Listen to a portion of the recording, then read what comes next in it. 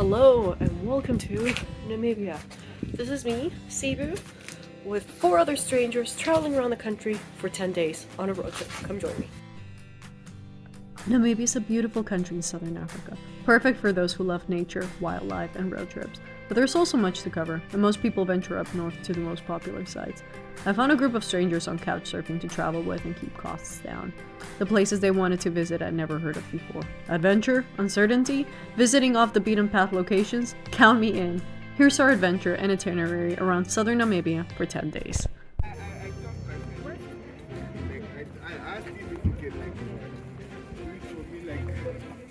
We don't know this guy. And we got a tent as well.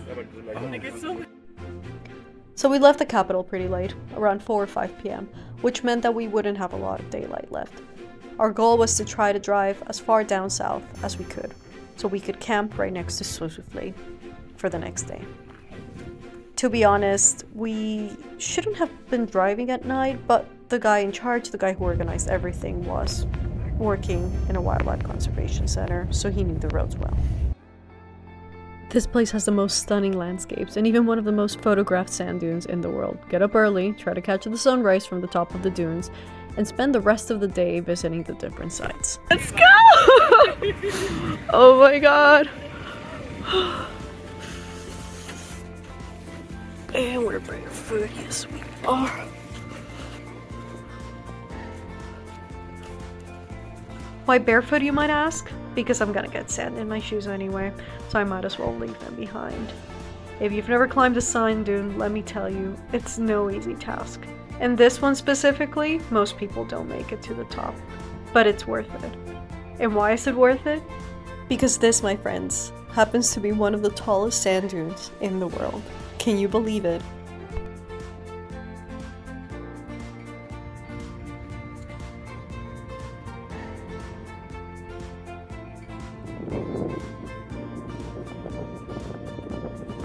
I seriously cannot get over these views. Going down is obviously a lot easier than going down.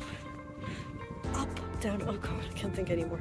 I need something warm. Did I mention my toes are numb? Yes, they are.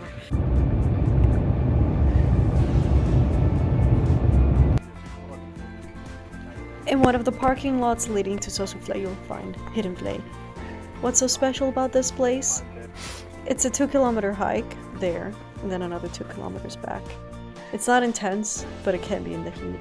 But the best part of it all, no crowds whatsoever.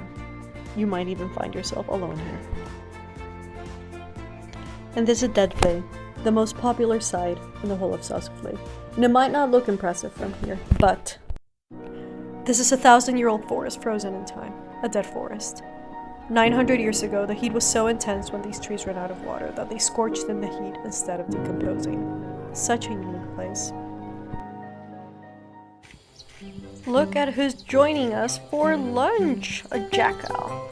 So you can actually cook on site in Sossusvlei. There are designated areas. Make sure you clean up after yourself. And please, whatever you do, do not feed the animals. Do you see this behavior? Do you see that? And that's because it's been encouraged by humans. They literally act like stray dogs begging for food. Not cool. Do not feed wildlife.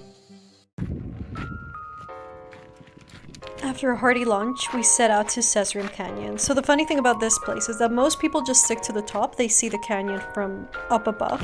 You can actually hike down. There's a path right next to it, and you can start hiking down. It's a very, very easy hike.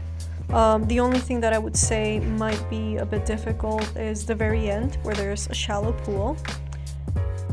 And you have to climb over these rocks. You do need help. Honestly, you do. It can get a bit difficult. I was expecting something else. Is it dead? Beautiful. And then in the evening, it was time for some dinner. We bought some steak. Meat is very, very popular out here, and it's widely eaten. So we had steak, some veggies, and that's it. That's day 1 of our trip so far. Day 2 of our trip, And we're doing wild camping for most of the trip. We're using the app iOverlander, which allows you to do wild camping. And this is our really spontaneous visit to a prickly pear farm. I added the whole video here if you want to have a look at it. We did not make an appointment, we were just invited.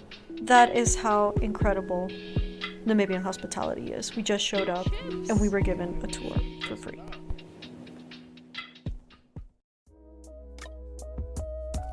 So after visiting the prickly pear farm, we stopped by for lunch. We just found a place that looked good on iOverlander. We Totally. decided to stop there. Every single place we go to is absolutely beautiful, and the best part, like I said before, no crowds. It's interesting to be part of a group that you barely know. The best thing you can do is help each other out. In this case, chop, clean, do whatever it takes, because at the end of the day, you're still part of a team. It all pays off. Look at this amazing meal once again.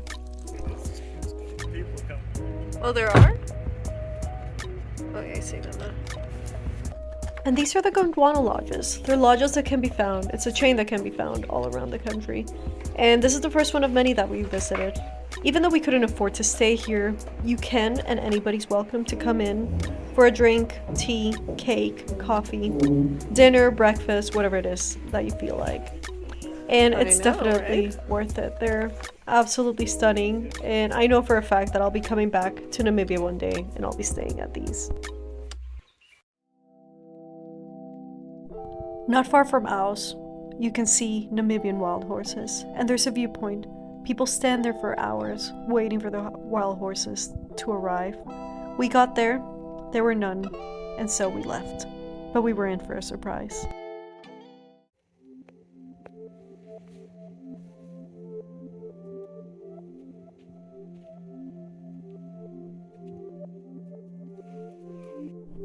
Instead of standing for hours like other people had, waiting for the wild horses, we found the wild horses ourselves. We were looking for a campsite for the night, and they came across our path. We got out of the car, and they calmly approached us. No barriers, no viewpoint, just us, the horses, and that magical sunset behind us.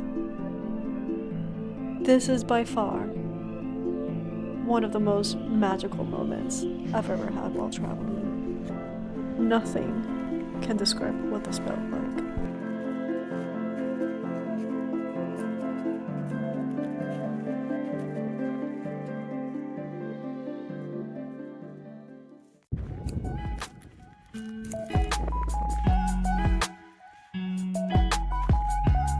So this one over here, I think says Galenberg. This was just one stop on the train station.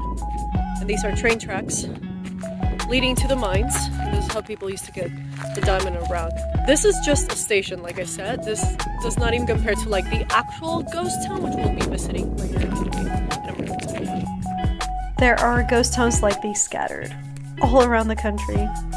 And there's so much history behind it too. You can watch the video above to see what it's all about. But this one is not really impressive. It's just interesting to see how wildly desolated this whole country is.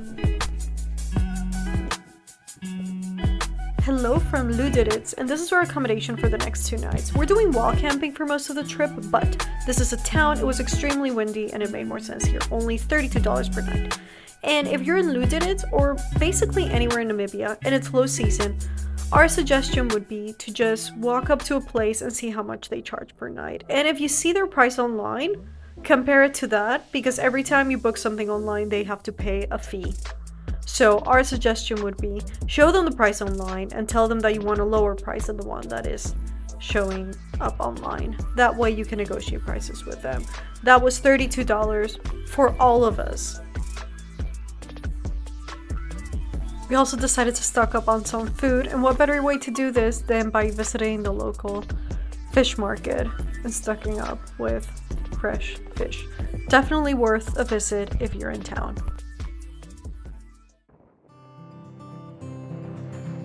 This is Diaz Point, just about 10 kilometers away from Lüderitz. If you're ever in the area, make sure you stop by to catch the sunset. We decided to stop by the local shop, and the owners were kind enough to tell us that they would be happy to show us around in exchange for us buying some food. Their shop was completely desolate, so they showed us around and told us a bit about the history of this place. You need to understand, Namibia is one of the most remote countries in the world. Even though it's so big, it only has 2.6 million people. You can drive around for days without seeing anybody. And what makes it so remote and so desolate? The coastline and the extreme weather that this whole country experiences. It's so extreme that this was one of the last countries to be colonized by Europeans. One of the last countries to be up for grabs, because it was so difficult to come here.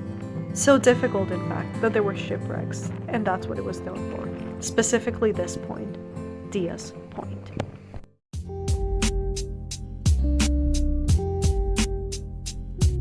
Get up nice and early and make sure to make it to the catamaran at 8 a.m. If you plan well, you can actually do all of the activities that we did in one day.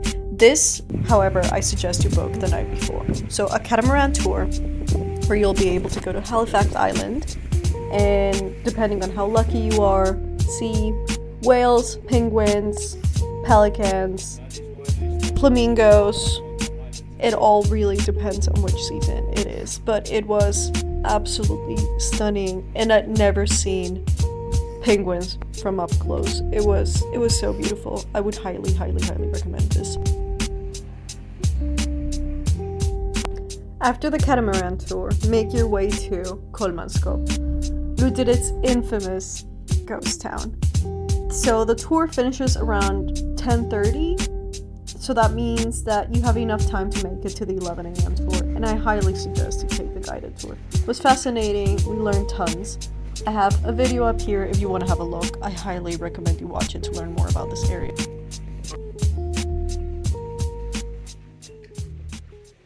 Not far from Lüderitz is one of the entrances to the Sperrgebiet, or restricted area. You need permits to enter this zone, which we managed to get. However, there's no service, no one there, and maps are not feasible because sandstorms constantly create sand dunes that block the roads. Because of how restrictive it is, this is one of the most remote areas in the world. It's our first night and we managed to get lost while driving past ghost towns over and over again. It was by far one of the creepiest places I've ever been to. Since we were forced to stay overnight, we decided to make the most of our day here in this whole area. This is Bougainville's and this is Bougainville's Arch. You can actually visit it yourself. However, getting permits into the Sperrgebiet is nearly impossible. My personal recommendation to you would be to get a day trip from Lüderitz. You can actually get a guided tour from there. Prices range from 150 to 200 euros. Yes, it's a hefty price to pay. However, this is one of the most remote areas in the world. Humans have not been allowed to come here for more than 100 years. There are very few places like this in the world. If you want to come, I highly recommend it. And the history is absolutely fascinating. And this is all due to the diamond mining industry of the 1900s.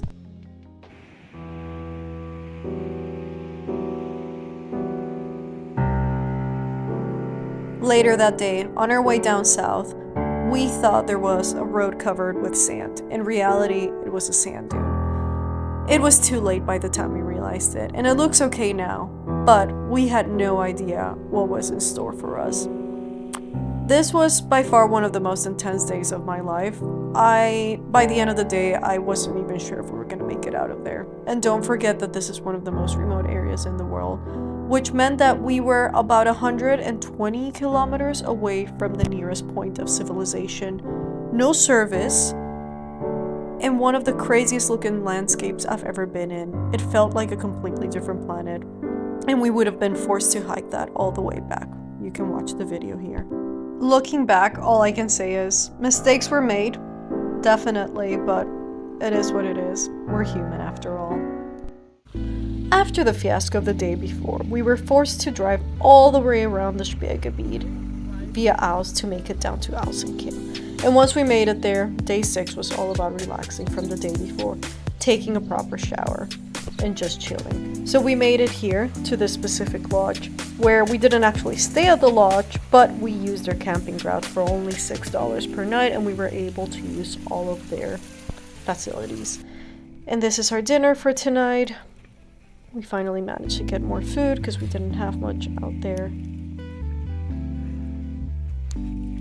Shit. And in case I hadn't shown you before, this is what our camping looks like every single night.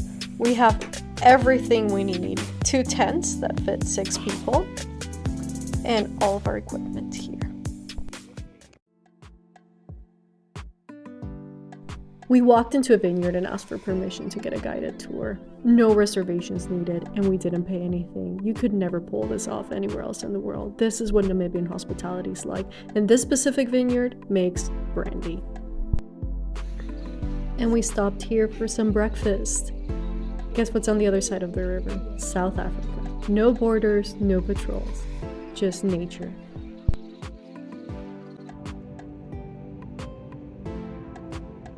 This is ice, which in the local language literally means burning water.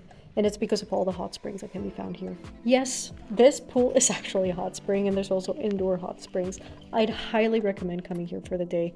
There are camping grounds, restaurants. You can also stay in one of the lodges if you'd like to, or you can just pay for a day pass, which was extremely affordable, only around $5 per person. There are also hiking trails and different outdoor activities that you can take part in. This is the second largest canyon in the world. Fish River Canyon. Had you ever heard of this canyon before?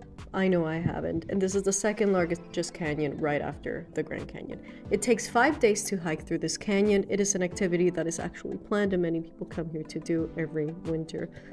I will definitely be coming back and doing this. It looks absolutely incredible. Camping, of course, involved, and you have to take all of your own things. There are no borders involved. After another active day, we decided to look up the Gondwana lodges to see if there were any nearby.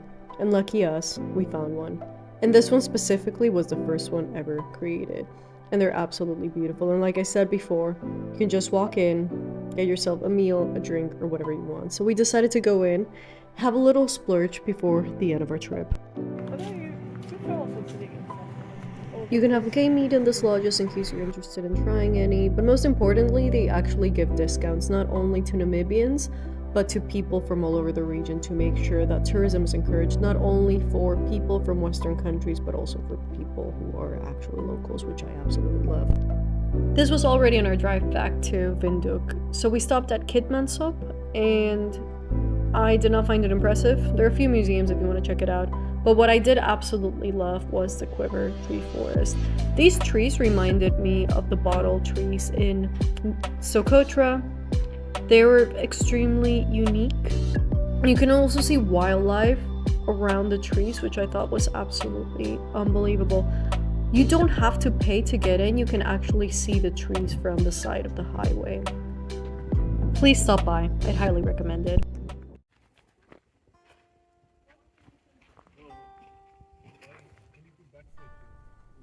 And this is where we woke up on our last day, with incredible views of the local dam. We found this through iOverlander. Was a bit nostalgic to be saying goodbye, because there was so much more I wanted to explore with this group. But unfortunately, our time had come to an end, and some of them had to fly back.